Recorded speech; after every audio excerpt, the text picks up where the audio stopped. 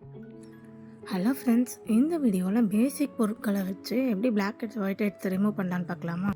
ஒரு பவுலில் 1/2 teaspoon turmeric powder, 1 spoon sugar, 1 spoon coconut oil,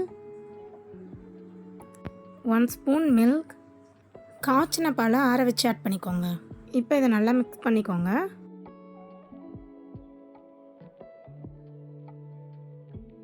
இந்த பேக் அப்ளை பண்ணுறதுக்கு முன்னாடி ஹாட் வாட்டரில் ஒரு கிளாத்தை டிப் பண்ணி நோஸ் மேலே அப்படியே டேப் பண்ணி எடுத்துக்கோங்க. நம்ம ஒத்தடம் கொடுப்போம் பார்த்தீங்களா, அந்த மாதிரி கொஞ்சம் கொஞ்சமாக டேப் பண்ணுங்கள்.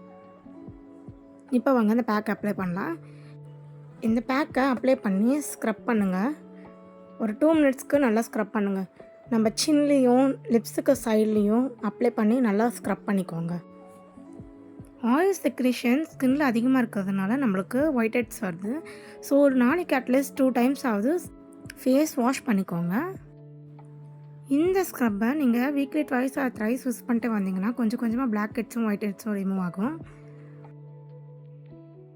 சின்லேயும் அப்ளை பண்ணி நல்லா ஸ்க்ரப் பண்ணிக்கோங்க.